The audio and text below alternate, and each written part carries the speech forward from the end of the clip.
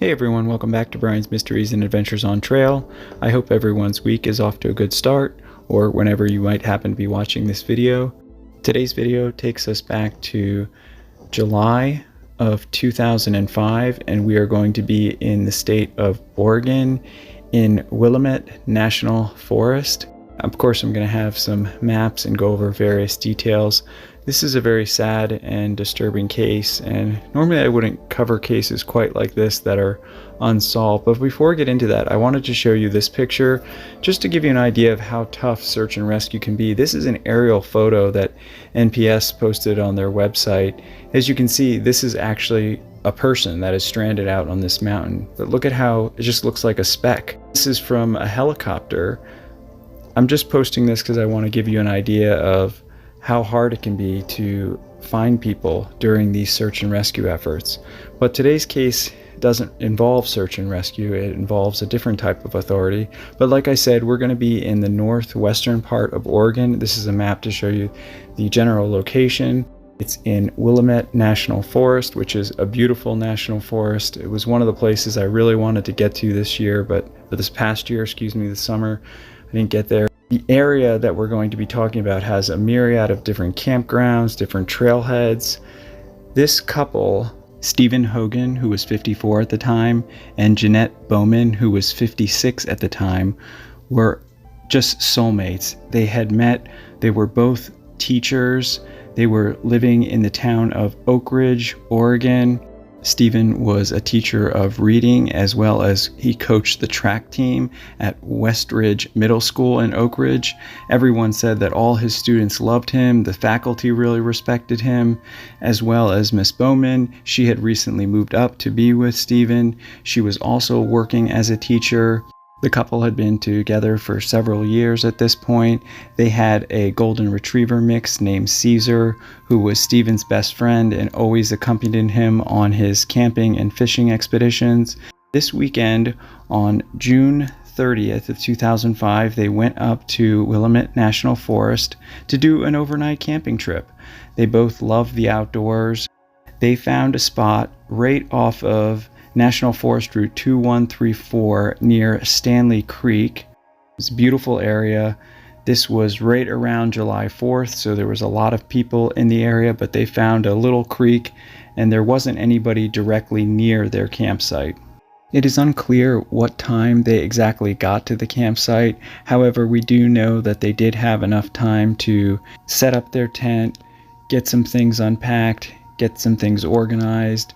Steven had either a 1994 or 1997 GMC Jimmy SUV. Some sources say that it was a 94, others say it was a 97, but it's not really that relevant to the case. Anyway, they had gotten their stuff unpacked and they were just, I'm sure, enjoying themselves and loving the weather. The weather for that time, it's reported that it was a beautiful sunny day. The forecasts were for beautiful sunny skies. Just an absolutely perfect weekend for camping. We don't know exactly when or what exactly happened, but their idyllic weekend camping trip went from just that to a sheer nightmare in probably a matter of minutes. On July 1st of 2005, 911 received a panic phone call from another camper that was staying in the Sand Prairie campground that had been on a hike. They reported stumbling upon the remains of Steven and Jeanette, and they were just absolutely horrified, as anyone would be. The Lane County Sheriff's Office and their deputies were quick to descend on the scene, and they are quoted in saying that it was very surreal. They couldn't believe what they were seeing. It was like something that you would envision out of a horror movie. As they started their investigation, they discovered that there were numerous shell casings from two different weapons, one that appeared to be a high-powered rifle perhaps, and then another which they said was a low-powered weapon, suggesting that they may have been originally shot from a distance and then up close. They even discovered that the dog was even shot, and when they discovered this, plus the backgrounds of the couple, they didn't have any enemies in the world. The police contacted the FBI. The FBI got involved in the investigation as well. The investigators spent more than 10 days in the National Forest interviewing various people. No one reported knowing anything of these murders. No one reported hearing anything. No one said they heard any gunshots, which was just unbelievable. There were many items taken from Steven's truck. This included a Smith & Wesson 41 Magnum revolver, also a holster for that, various custom fishing poles. His license plates were also missing. Initially, the authorities thought maybe it was a robbery gone wrong, but then after all the evidence was viewed, they thought that that was just not a possibility.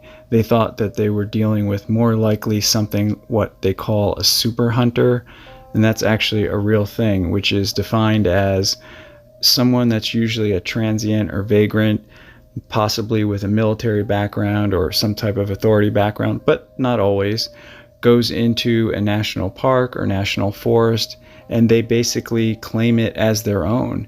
These people are supposedly usually intelligent, but also very territorial and can be violent.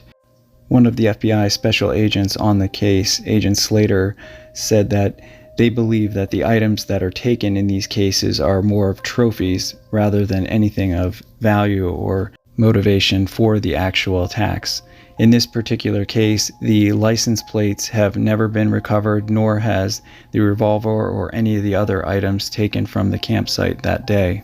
The authorities literally interviewed every camper and hiker that was in and around that area up until the 4th of July. They spent hours and hours on this case.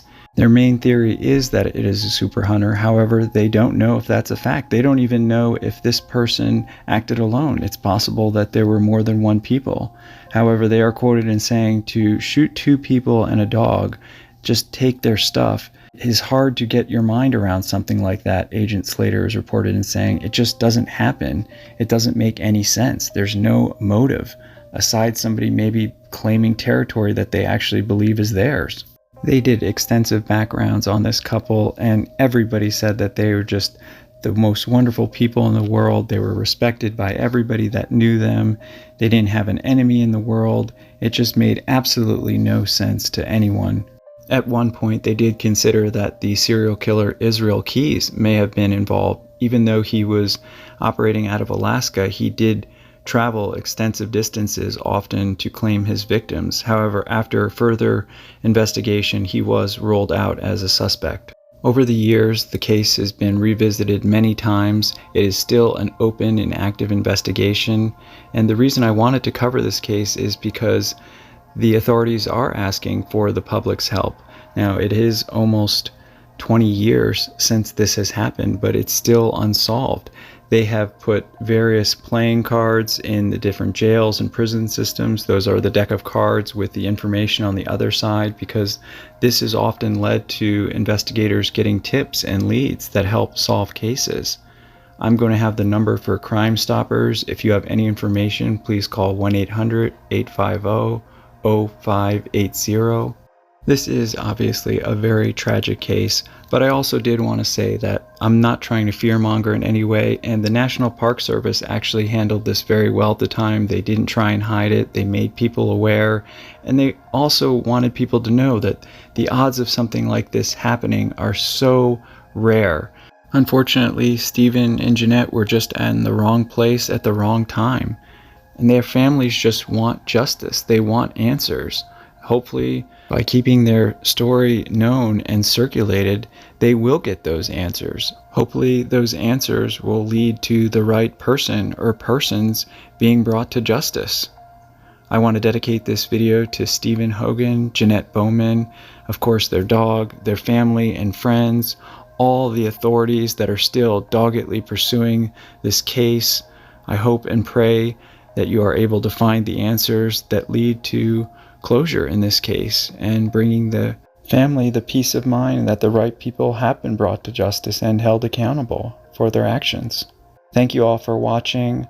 Thank you all for all your wonderful support. Special thank you to co.ag for providing the background music. Hopefully I will see you all in the next one. Take care. Hey everyone, thanks for sticking with me to the end. I just wanted to clarify one thing. When I said in the beginning, usually I don't cover cases that are unsolved. Obviously I cover a lot of missing persons cases that are unsolved. I just meant more cases that from the beginning that we know are a criminal investigation. But like I said, in this particular case, the authorities have reached out to the public and are looking for any information possible that they can help solve this case. Today's backpacking, hiking, camping tip would be battery backups. Now, obviously, if you're car camping, this isn't something that you really need to worry about too much. But for long distance hiking or multiple day trips, one thing I highly recommend, if you're carrying a lot of camera equipment, obviously you're going to want something more like a 20,000 milliamp, battery pack. But if you've had a battery pack for a lot of years, if you're planning on doing something like a through hike, definitely get a new one before you start your hike, because they do wear out over time. I found out this the hard way my first trip. In any event, I want to thank you everybody for watching. Thank you to all those people that have support or sent donations. I could still really use some help.